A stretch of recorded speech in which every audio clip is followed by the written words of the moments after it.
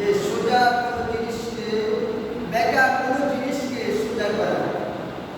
যারা নৌ মুসলিম, যারা আগে অন্য ধর্মে ছিল, ইসলামকে মানত না, আল্লাহর প্রতি ঈমান আনে না, নতুন অবস্থায় তারা যখন তারা নামাজ পড়ে দেখা গেল নামাজের মধ্যে অবহেলা। একজন সাহাবী দেখলেন একজন নও-মুসলিম নামাজ পড়ে আবার চুরিও করেন। আল্লাহর নবীর কাছে সাহাবায়ে কেরাম এই কথা শুনলেন। সাহাবায়ে কেরাম বললেন, তাকে পড়াশোনা শেষ করতে হবে, সময় মতো নামাজ আদায় করে দিলাম, তাকে নামাজ আদায় করতে দাও। কারণ আল্লাহ তাআলা বলেছেন, ইন্নাস সালাতা তানহা আনিল ফাহশাই ওয়াল মুনকার। যে নামাজ আদায় করে সুন্দরভাবে নামাজ আদায় করে আল্লাহ তাআলা তাকে সমস্ত ব্যাপার শাসন করে। সাহাবীরা তাকে কিছুদিন সময় দাও, লক্ষ্য করো সে নামাজটা সঠিক মতো সুন্দরভাবে আদায় করতেছে কিনা। দেখলেন যে কিছুদিন পরে তার যে অভ্যাস ছিল, এই অভ্যাস পরিত্যাগ করলেন, চুরি ছেড়ে দিলেন। আরেকজন সাহাবী দেখলেন নামাজ পড়ে মদ খায়, কারণ মদ আল্লাহ তাআলা হারাম করেছেন। সাহাবায়ে কেরাম বললেন, ইয়া রাসূলুল্লাহ, তার এই অবস্থা। নবীজি বললেন, তাকে নামাজ পড়তে দাও। দেখা গেল কয়েকদিন পরে সে হারাম মদ পান করা ছেড়ে দিলেন। সুবহানাল্লাহ। এই জন্য আল্লাহ তাআলা বলছেন যে তোমরা নামাজ সুন্দরভাবে আদায় করো। নামাজ মানুষকে অন্যায় অপরাধ থেকে, খারাপ কাজ থেকে ফিরিয়ে রাখে। নামাজ মানুষকে জান্নাতে নিয়ে যায়। as-salatu miftahul জান্নাহ, নামাজ হচ্ছে বেহেশতের চাবি। as-salatu মি'রাজুল মুমিনিন, দিদার করা, সাক্ষাৎ করা। আল্লাহর নবী, রহমতের নবী, জিন্দা নবী, উম্মতের কান্ডারি নবী পাকের সাথে দিদার করেছেন। আল্লাহর নবী বললেন, আমার উম্মতেরা যদি নামাজ আদায় করে তাহলে কি করবেন? আল্লাহর সাথে বান্দার সাক্ষাৎ হয়ে যায়, দিদার হয়ে যায়, মোলাকাত হয়ে যায়। সুবহানাল্লাহ। এই নামাজ সুন্দরভাবে আদায় করতে হবে। এই নামাজ হিসাব কবরের মধ্যে না হবে। আমরা জানি কবরের মধ্যে 3টি বস্তু করা হবে না, আরো বস্তু করা হবে। তাকে চিন্তা করে সর্বপ্রথম আল্লাহ পাক থেকে ডাইরেক্ট বস্তু করা হবে। তাকে আবার রু দিয়ে চিন্তা করে সূর্যকে অস্তমিত অবস্থায় যে এখনো অস্তমিত যাচ্ছে না, আসরের পরে মাগরিবের এখনো সময় হয় নাই, এমন অবস্থায় তাকে বলা হবে, এখন কোন ওয়াক্ত নামাজের সময়, তুমি 2 রাকাত নামাজ আদায় করো। যদি সে সঠিক উত্তর দিতে পারে, সে যদি বলতে পারে, সে নাজাত পেয়ে যাবে। সুবহানাল্লাহ। বাইতুল বুস্তামি রাহমাতুল্লাহ আলাইহি সফরে দিনের কাজে, দিনের দাওয়াতে সফরে বাড়িয়েছে। সাথে একজন বন্ধু আছে, সাথী আছে, সঙ্গী আছে, না কেউ নাই। আসরের পরে ওযু করে নামাজের জন্য প্রস্তুত। দুইজন কিন্তু নামাজ জামাত পরিপূর্ণ হয় না। ফজরের নামাজ আজকে 25 দিন হয়ে আসছে, অনেকদিন 3 দিন, 3 জন হয়, 2 জন হয়, 1 জন করি। এটা মনটার মধ্যে দুঃখ লাগতেছে। এত লক্ষ টাকা খরচ করে মসজিদ দিয়েছে, বাড়িতে ঘুমাইতে আছে, আর আমি দাবি করি মুসলমান, আমি ইমানদার। এই মুসলমানই ইমানদারে আল্লাহর কাছে কোনো দাম নাই। যারা আল্লাহর বিধানের পরিত্যাগ করে না, মানে না। বাইতুল বুস্তামি রাহমাতুল্লাহ আলাইহি আসরের নামাজ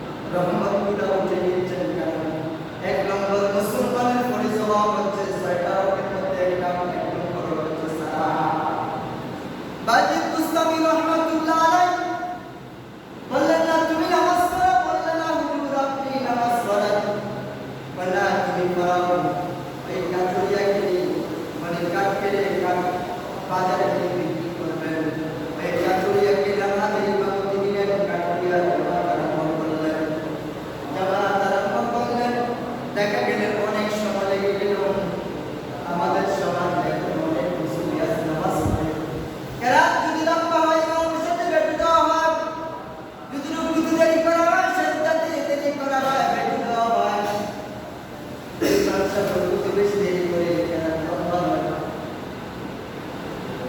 নামাজ শেষ করার পরে বাইতুল রহমাতুল্লাহ আলাইহি কাঠুরিয়াকে জিজ্ঞাসা করলেন আমি তোমাকে জিজ্ঞেস করলাম তুমি বলে কাঠ কাটো এই কাঠ কাটে কি করবা বাজারে বিক্রি করবা বিক্রি করে সদাই করবা তোমার সারডা তেল কিনবা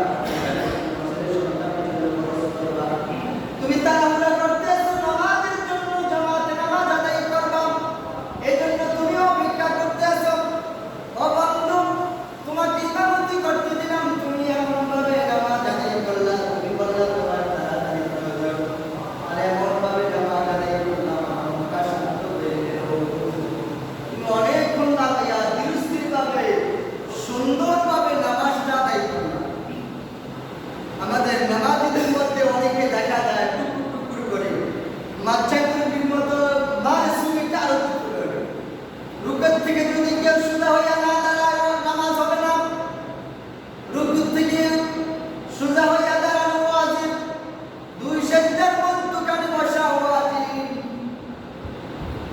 এই জন্য কেউ যদি এক সেজদা দিছে হাত রয়েছে আবার সেজদা দিয়ে গেলে তাহলে এক সেজদা হবে দুই সেজদা হবে না নামাজ হবে না নামাজ হচ্ছে নামাজ শুরু করলে হবে না এই নামাজ জান্নাতে নেবে না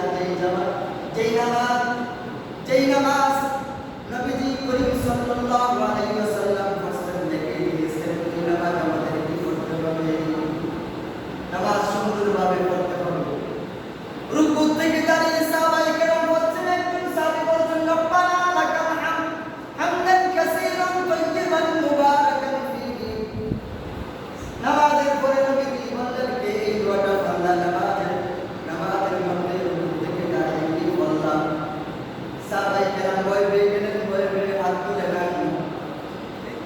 তুলে নেন পরবর্তীতে বারবার বলার পর একদিন সাহাবী হাত তুললেন ইয়া রাসূলুল্লাহ আমি বলছি তুমি জানো তুমি কত মর্তবা হাসিল করেছো নাকি হাসিল করেছো তুমি যখন বলছো রব্বানা লাকাল হামদু কাসীরান তাইয়িবান মুবারাকান ফীহি তোমার এই নেকিটা লেখার জন্য সওয়াবটা লেখার জন্য আল্লাহ তাআলা 30 জন ফেরেশতা নিযুক্ত করেছেন রহমতের ফেরেশতা এই 30 জন ফেরেশতা তোমার নেকিটা লিখতে প্রতিযোগিতা লেগে গেছে লেখার জন্য সুবহানাল্লাহ আমরা সেজদা দিই সুবহান রাব্বিয়াল আ'লা সুবহান রাব্বিয়াল আ'লা সুবহান রাব্বিয়াল আ'লা বসার পরে বলি না সুবহান রাব্বিয়াল আ'লা হামদান কাসীরান তাইয়িবান মুবারাক আলহামদুলিল্লাহ আমরা মধ্যখানে একটা দোয়া আছে যে এই দোয়াটা পড়লে আল্লাহ তাআলা অনেক নেকি দান করেন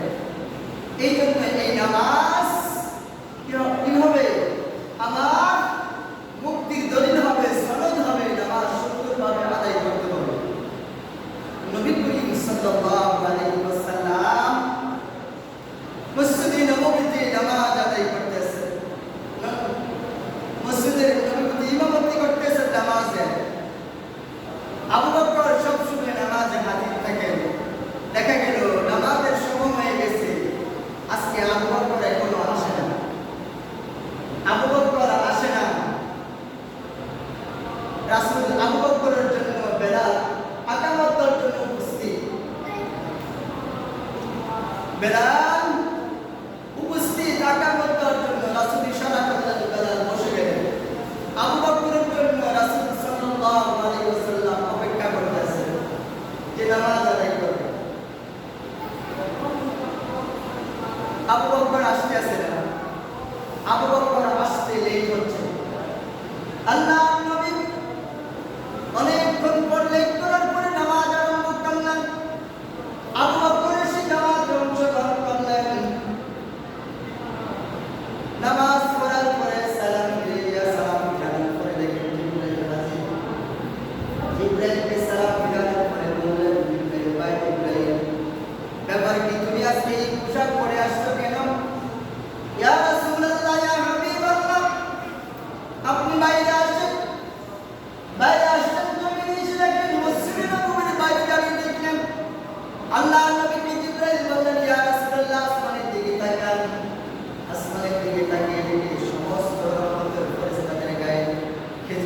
ফেরেশতার গায়ে জামা খেজুর পাতা দিয়ে জামা বানিয়ে প্রত্যেকটা ফেরেশতা জিবরাইল সহ রহমতের ফেরেশতাগুলো খেজুর পাতা জামা গায়ে নিয়ে আসেন। আল্লাহ নবী বললেন, জিবরাইল বুঝলাম এই ঘটনা হওয়ার কারণ কি? ইয়া রাসূলুল্লাহ, আবু বকরের দিকে তাকিয়ে দেখেন, আবু বকর আজকে হারা জামা সিরা জামাটা গায়ে দিয়ে আসছেন। ঘরের মধ্যে সুতা ছিল না, সুতো ছিল না, খাজুর গাছের পাতা ছিঁড়ে খাজুর গাছের পাতা ছিঁড়ে এই খাজুর গাছের পাতা দিয়ে ছিদ্রগুলা সেলাই করে জামা গায়ে দিয়ে আসছেন। আল্লাহ তাআলা এই সম্মানার্থে সমস্ত ফেরেশতাকে, আমি জিবরাইলকে সহ জান্নাতি সমস্ত ফেরেশতাকে, রহমতের ফেরেশতাকে এই আবু বকরের সম্মানার্থে, আবু বকর এরপরে নামাজ ছাড়ে না, নামাজ ছাড়ে না। আল্লাহ তাআলা এই আবু বকরের সম্মানার্থে ইজ্জতার্থে আমাদের দোয়াটার করেছেন। আমরা যেন খাজুর পাতা দিয়ে জামা গায়ে দিয়ে আমরা যেন হাজির হয়ে যাই। সুবহানাল্লাহ। আবু বকরকে রাসূল জিজ্ঞেস করলেন, ভাই আবু বকর, ব্যাপার কি? তোমার ঘরে কি সুই সুতা ছিল না? ইয়া রাসূলুল্লাহ, আপনি যখন বললেন উহুদ যুদ্ধে যাওয়ার সময় কার কাছে কি আছে হাজির করো, যার ঘরে যা আছে ধন সম্পদ গনিমতের মালের জন্য যুদ্ধের ময়দানে লাগবে, হাজির করো। ইয়া রাসূলুল্লাহ, আমার ঘরে যা ছিল তা নিয়ে আসলাম। লাস্টে দেখলাম আমার ঘরে একটা সুই বান্ডিল ছিল, একটা সুই ছিল। আমি শেষ পর্যন্ত এই সুই এবং সুই বান্ডিলটা নিয়ে আসলাম, যে যুদ্ধের ময়দানে যারা আহত হবে তাদের সেলাই কাজে উপকারে আসবে। সাহাবায়ে কেরাম এইভাবে নামাজের মর্তবা দিয়েছেন। আল্লাহ নবী সাহাবায়ে কেরাম মসজিদে নববীতে সাহাবায়ে কেরাম রাসূলের ইমামতিতে নামাজ আদায় করেন। 10 জন সাহাবীদের মধ্যে একজন আশারায়ে মুবাশশারা আবু উবাইদা নামাজ পড়েন। সালাতুল ফজরের নামাজ আদায় করে অন্য সময় বসে থাকেন, দোয়া দুরূদ জিকির আজকার করে তাফসীর তালিল আদায় করে মুনাজাত দিয়ে তারপর যান। রাসূল প্রত্যেক নামাজের পরে তালিম দিতেন রাসূল সাহাবাইদেরকে, সাহাবায়ে আজমাইনদেরকে। সালাতুল ফজর পরে সালাম ফিরানোর পরে আবু উবাইদা চলে যাচ্ছে, বাড়িতে চলে গেলেন, দৌড়িয়ে চলে গেলেন। সাহাবায়ে কেরাম নামাজের পরে কানাঘুষা করতেছেন, কথাবার্তা বলতেছেন যে আবু উবাইদা একজন বজ্র এবং আমলদার সাহাবী, আজকে পাগলের মতো সালাম ফিরিয়ে দৌড়িয়ে বাড়ি চলে গেলেন। কারণ রাসূলের কাছে এই কথাটি রাসূলের কাছে বললেন। রাসূল বললেন, ঠিক আছে চলো, ওমর, আবু বকর, সাহাবায়ে কেরাম আমার সাথে চলো। আবু উবাইদাকে বাড়িতে ডাক দিলেন। আবু উবাইদা এক ডাক দিলেন, দুই ডাক দিলেন, সংক্ষিপ্ত করে বলছি, সময় বেশি নাই। আবু উবাইদা আবার ডাক দিলেন, আবু উবাইদা, আবু উবাইদা। 60 ডাকের সময় আবু উবাইদা হাজির। 60 ডাক দিয়ে চতুর্থ ডাক দিয়ে রাসূল মুখ করছেন, চলে আসলেন। এমন সুরে বললেন, আসসালাতু ওয়াসসালামু আলাইকা ইয়া রাসূলুল্লাহ। স্যার, ইয়া রাসূলুল্লাহ, আমার বেয়াদবি মাফ করবেন, আমার দেরি হয়ে গেছে, আসুন। আল্লাহর নবী বললেন, আবু উবাইদা, ব্যাপার কি? তুমি সালাম ফিরিয়ে দৌড়িয়ে বাড়িতে চলে আসলাম, আর তোমার বাড়িতে আসলাম, আমাকে ডাকতে আসে, তুমি সারা দিলা নাই, কোনো জবাব দিলা নাই। আবু উবাইদা কাঁদতে আছেন, ইয়া রাসূলুল্লাহ, যেই কাপড়টা, যেই জামাটা পরে, যেই আমার ফরজ আমার গায়ে দায়িত্ব পরশটা আমি রেখে, যেই জামা কাপড়টা আমি গায়ে রেখে আমি পরি, জামাটা পরি, আমার বছরে একটা কাপড়, এটা দিয়ে আমার মসজিদে আমার স্ত্রী নামাজ পড়ে, আমার স্ত্রী নামাজ পড়ে, আমি নামাজ পড়ি। আমি ফজরের নামাজ পড়ে যাওয়ার পরে আমার স্ত্রী নামাজ পড়ে। আমি যখন মসজিদে চলে আসি, ঘরের মধ্যেখানে একটি গর্ত করেছি, উলঙ্গ অবস্থা আমার স্ত্রী গর্তের মধ্যে বসে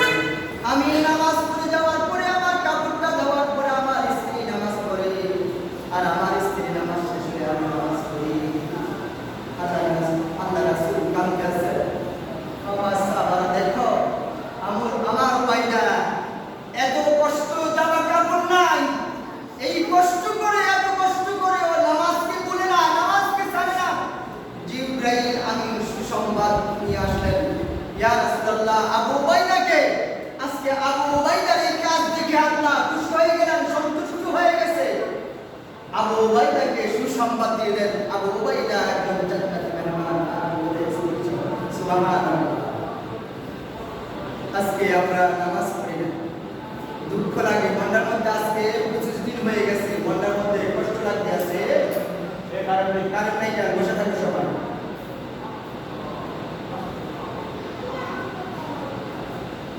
আজকে আমরা নামাজ মেহরা, আপনারা এই অনেক কষ্টের বিনিময়ে, ত্যাগের বিনিময়ে অনেক লক্ষ লক্ষ টাকা খরচ করে মসজিদ দিয়েছেন কি জন্য?